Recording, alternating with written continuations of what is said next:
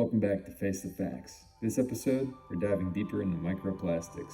After diving into China's impacts on the recycling system and how their regulations have affected the world's disposal systems, for nearly 30 years they gave us a scapegoat to export some of our own abundance of plastics and delay our own development of plastic recycling and disposal systems.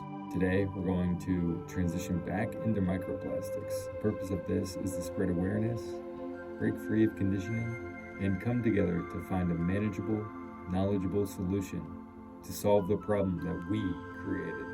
So what are microplastics? These are tiny fragments of plastics, typically less than 5 millimeters in size, that come from the breaking down of plastics. But this breaking down typically comes from solar rays, like UV light, and water eroding away at the plastic materials. When these microplastics begin to break off, they do not change states or disappear. Instead, these plastic fractals are actually quite complex due to their chemical, unnatural makeups. And that's why researchers and scientists believe these will affect us the most. In Germany, pioneer researcher Christian Laforche says a lot of the research methodologies and lab work to find the microplastics actually takes weeks, but their results are very insightful. In a particular study of soil and water samples, they found both large and small fractals, but mainly small ones with an average size of 50 microns. 50 microns is 50 thousandths of a millimeter. At that size, it's likely very difficult for water filtration systems to sift them out. Microorganisms in the land and soil are also very likely to consume it when mixed in with other nutrients in their environments, and thus it goes up the food chain. There's also been a lot of accounts of finding microplastics in the air that we breathe. In humans, the results are not absolutely solid conclusions, but there are many hypotheses and educated guesses, such as blocked pathways, inflammation, and cancers. Let's dive into a few studies. Presence of airborne microplastics in human lung tissue.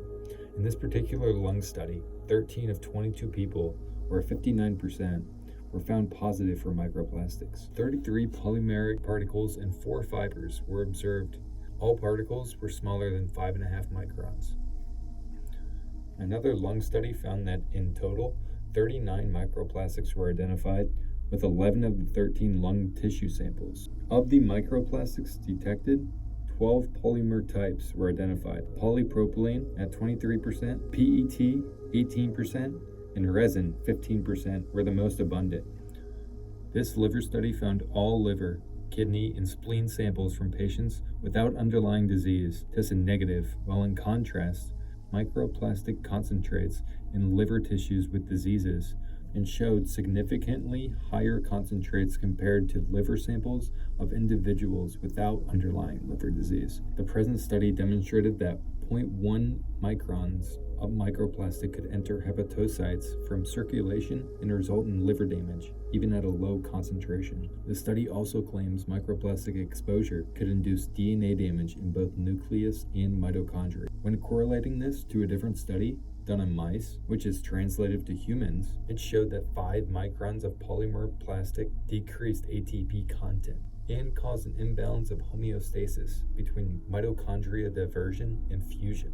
In this study, 6 human placentas collected from consenting women with sociological pregnancies were analyzed to evaluate the presence of microplastics. In total, 12 microplastic fragments ranging from 5 to 10 microns in size were found in 4 placentas.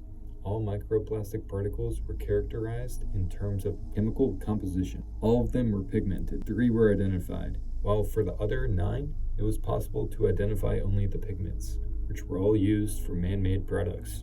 And this leads us to our last study, the discovery and quantification of plastic particle pollution in human blood. This study's goal was to measure plastic particles in human blood from 22 healthy volunteers. 77% of donors carried a quantifiable mass of plastic particles in their blood. The patterns of polymer types and concentrations varied per sample. PET was the most widely encountered. The maximum concentration of PET analyzed in a blood sample was 2.4 microns. Again, this is all data we need to be aware of and bring to light in order to move away from our societal consumption that has been ever rising since 1980. Everything has to be weighed and questioned to find the balance. And unfortunately for us, as we're finding out now, there is a near zero balance in the usage of plastics, especially when weighed in nature, sustainability, and the human ecosystem.